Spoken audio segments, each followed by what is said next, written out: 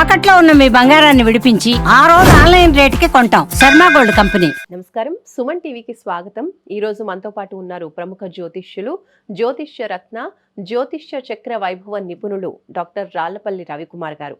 వారితో మాట్లాడదాము, మరిన్ని విషయాలు జ్యోతిష్యం గురించి తెలుసుకుందాం. గురుగారు నమస్కారం అండి. నమస్కారం. వివాహం విషయంలో చాలా విషయాలు, వివాహం వచ్చిందంటే అసలు ఎన్నో విషయాల గురించి ఆలోచిస్తూ ఉంటారు, ఎన్నో విషయాలు చూస్తూ ఉంటారు నిజంగా.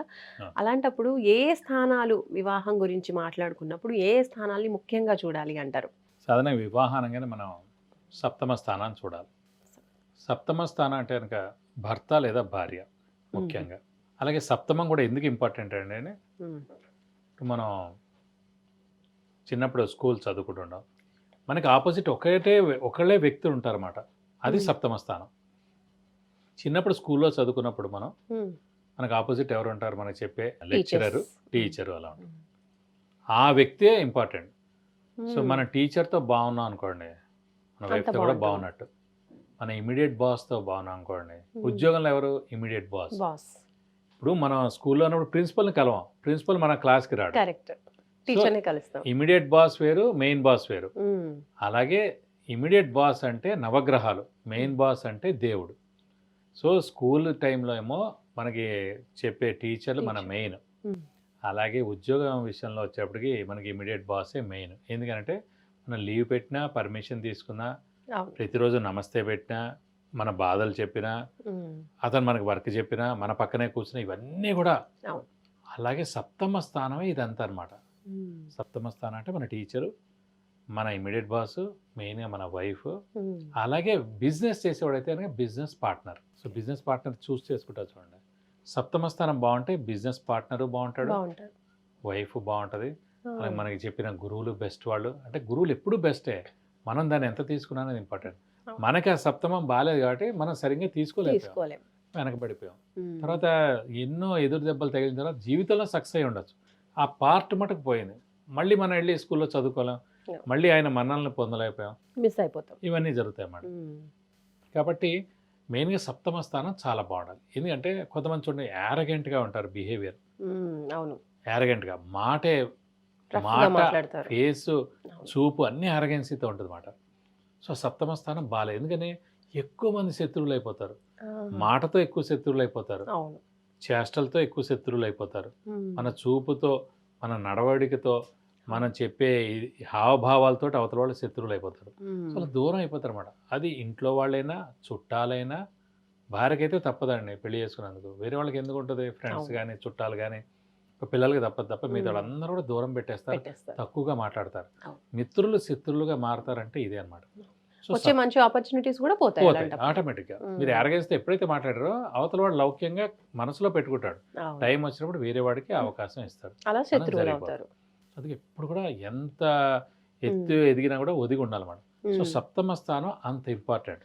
సో చాలా బాగుండాలి. కాబట్టి వివాహ విషయంలో కూడా ఏడవ స్థానం, సప్తమ స్థానం ఇంపార్టెంట్. అలాగే నెక్స్ట్ వచ్చేసి ద్వితీయ స్థానం. ద్వితీయ స్థానం అంటే కనుక కుటుంబ స్థానం అన్నమాట. ద్వితీయ స్థానం అంటే కుటుంబ స్థానం, నేత్రస్థానం, వాక్ స్థానం, ధనస్థానం. ద్వితీయ స్థానం అనేది చాలా బాగుంది అనుకోండి. అంటే సెకండ్ హౌస్లో మంచి గ్రహం ఉన్న, సెకండ్ హౌస్ లార్డ్ అధిపతి ఉచ్చ స్థానంలో కానీ, స్వస్థానంలో కానీ, కేంద్ర కోణాల్లో ఎక్కడైనా చాలా బాగున్నా, మిత్రక్షేత్రంలో ఉన్నా కూడా కుటుంబం చాలా బాగుంటుంది. అంటే ఒక వివాహం తర్వాత కుటుంబం ఏర్పడుతుంది కాబట్టి కుటుంబ సత్సంబంధాలు బాగుంటాయి, కుటుంబంతో బాగుంటుంది, భార్యతో చాలా బాగుంటుంది. నెక్స్ట్ వచ్చేసి వాక్ స్థానం కూడా అదే. వాక్తోటే కదా ఇందాక చెప్పుకున్నదంటే ఈ యుద్ధాలు ఇవన్నీ జరిగేవి. సో వాక్ చాలా బాగుంటుంది. నేత్రం అంటే కళ్ళు ప్లస్ ఆరోగ్యం చాలా బాగుంటుంది. ప్లస్ ధనస్థానం. సో వాళ్ళు అంటారు కదండి, మన నోరు మంచిదైతే ఊరు మంచిది అంటారు. సో మన వాక్ స్థానంలోనే గ్రహం బాగుంటే కనుక ఇంకా చాలా బాగుంటుంది అన్నమాట. సో కుటుంబ స్థానం బాగుండాలి అంటే కనుక సెకండ్ హౌస్ చాలా బాగుండాలి. అంటే మెయిన్గా స్థానం వివాహ స్థానంలో. నెక్స్ట్ చతుర్థ స్థానం అనేది గృహస్థానం, సౌఖ్యస్థానం, జనరల్ హ్యాపీనెస్ అన్నీ కూడా. సో ఫోర్త్ హౌస్ కూడా చాలా బాగుంటే మంచిది. చతుర్థ స్థానం కూడా బాగుంది అనుకోండి, గృహస్థానం బాగుంటుంది, సౌఖ్యం ఉంటుంది. ఇంటికి రాగానే ఇప్పుడు ఇంత కష్టపడి హస్బెండ్ ఇంటికి వస్తాడు, ఇంటికి రాగానే విరక్తి, వైరాగ్యం, మోక్షంలా వచ్చేయకూడదు. అనవసరంగా ఇంతసేపు ఎందుకున్నాను రా బాబు ఇంట్లో అని అనుకో. చాలా మీరు చూస్తుంటారు, చాలా ఇళ్ళు మీరు చూస్తుంటారు, అలా తిరుగుతూ ఉంటారు, ఆ బార్ అండ్ రెస్టారెంట్లో ఉంటారు, ఇంకెక్కడ ఉంటారు, ఫ్రెండ్స్తో పోతారు. రాత్రి 11ంటికి ఇంటికి వస్తాడు, పడుకుంటాడు, పొద్దున్న లేచి మళ్ళీ ఆఫీస్కి వెళ్ళిపోతారు. అలా ఉండకూడదు. సో చతుర్థ స్థానం అనేది బాగుందనుకోండి, ఖచ్చితంగా 6-7 కల్లా ఇంట్లో ఉంటాడు. చతుర్థ స్థానం చాలా బాగుండాలి. ఓకే. ఖచ్చితంగా ఇంటికి వస్తారు, ఇంట్లో హ్యాపీగా ఉంటుంది. అంటే అందుకే అండి, చతుర్థ స్థానంలో పాపగ్రహాలు ఉన్నా కూడా ఇంట్లో ఎక్కువసేపు ఉండలేరు. ఏ వ్యక్తి అయినా. అతని ఉద్యోగమే ఫర్ ఎగ్జాంపుల్ ఇప్పుడు సాఫ్ట్వేర్ ఉద్యోగం అండి, ఇప్పుడు హైటెక్ సిటీలో ఉన్నారు, వాళ్ళు ఇల్లు ఎక్కడ ఏ స్థానంలో ఎక్కడ ఉందండి, రావడానికి 3 hours పడుతుంది. సో అనమాట అదే మనకి చతుర్థ స్థానం అనేది బాగుందనుకోండి, అంత దూరం ఉండదు. అంటే మనం అక్కడే వెళ్ళి ఉండడం అలా ఏదైనా జరుగుతుంది. అనుకూలత 4th house చాలా బాగుండాలి. అందుకే ఎందుకంటే గృహస్థానం, వాహనస్థానం, తల్లి స్థానం, సౌఖ్యస్థానం, జనరల్ హ్యాపీనెస్, ఈ 5 కూడా చతుర్థ స్థానం అయింది. ఒక్క చతుర్థ స్థానం బాగుందంటే విద్య అల్టిమేట్గా వస్తుంది. తల్లి చాలా బాగుంటారు మనతోటి, తల్లి యొక్క బ్లెస్సింగ్స్ ఉంటుంది, మంచి గృహం ఉంటుంది, మంచి వాహనం ఉంటుంది, జనరల్ హ్యాపీనెస్ ఉంటుంది, సౌఖ్యం ఉంటుంది అన్నమాట. సో 4th house కూడా చాలా బాగుండాలి. ఇక ఆఖరిగా 12వ స్థానం. 12వ స్థానం అంటే నిద్రస్థానం. ఇప్పుడు చూడండి చాలామంది పడుకోగానే నిద్ర పట్టదు, 3 గంటలు. ఎంతమంది మందులు కూడా వేసుకుంటున్నా కూడా నిద్ర పట్టట్లేదు. సో డిప్రెస్ అయిపోయి, మెంటల్ స్ట్రెస్ అయిపోయి, అనారోగ్యం అయిపోయి, ఆఫీస్ స్ట్రెస్ అయిపోయి, ఇంట్లో స్ట్రెస్ అయిపోయి.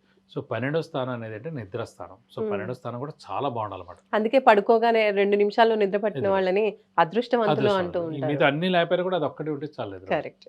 సో ఇప్పుడు పెద్ద పరుపులు, పెద్ద ఏసీ, పెద్ద భవనంలో ఉంటారు, వాడు నిద్ర పట్టదు. రోడ్డు మీద ఉంటాడు, అంత పొల్యూషన్, ఆ పొద్దు నుంచి అంత ఎండలో ఉంటాడు, వాడు ఏ దుప్పటి కూడా ఉండదు, వాడు జస్ట్ అలా పడుకోగా నిద్ర పడుతుంది.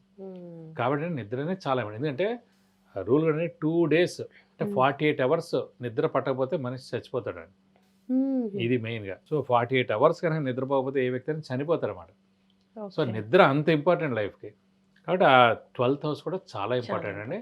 సో ఇలాగా మనకి ముఖ్యంగా అంటే సప్తమ స్థానం ఫస్ట్ చాలా బాగుండాలి, సప్తమం. సెకండ్ వచ్చేసి ద్వితీయ స్థానం. నెక్స్ట్ వచ్చేసి 4th house చతుర్థ స్థానం. నెక్స్ట్ వచ్చేసి 12వ స్థానం వ్యయ స్థానం. ఈ 4 స్థానాలు కూడా చాలా బాగుండాలి. ఈ 4 స్థానాధిపతులు బాగుండాలి, ఉచ్చలో కానీ స్వస్థానంలో కానీ ఉండాలి. అలాగే మెయిన్ గ్రహాలైన చంద్రుడు, బుధుడు, గురువు, శుక్రుడు కూడా చాలా బాగుంటాయి, మంచిది. కాబట్టి ఈ స్థానాలు మెయిన్గా వివాహ విషయంలో మనం ఖచ్చితంగా ఈ 4 స్థానాలు చూస్తే కనుక మనకు అన్ని విధాలా బాగుంటుంది. రైట్. ధన్యవాదాలు గురుగారు. నమస్కారం. సో చూసారు కదండి, వివాహం తర్వాత జీవితం బాగుండాలి అని ప్రతి ఒక్కరూ అనుకుంటూ ఉంటారు. తల్లిదండ్రులు కూడా అదే ఉద్దేశంతో వివాహం చేస్తూ ఉంటారు, చేసుకునే వాళ్ళు కూడా ఆ ఉద్దేశంతోనే కొత్త జీవితంలోకి వివాహంలో అడుగు పెడుతూ ఉంటారు. కాబట్టి ఈ స్థానాలు అనేవి చూసుకున్నట్లయితే ఈ చెప్పినటువంటి గురుగారు చెప్పినటువంటి స్థానాలు చాలా బాగుండి అనుకూలంగా ఉంటే తర్వాత వైవాహిక జీవితం కూడా చాలా బాగుంటుంది. ఇలాంటి విషయాలు ఇంకా మరిన్ని మనం డిస్కస్ చేద్దాం మున్ముందు వీడియోస్లో. చూస్తూనే ఉండండి సుమన్ టీవీ. నమస్తే.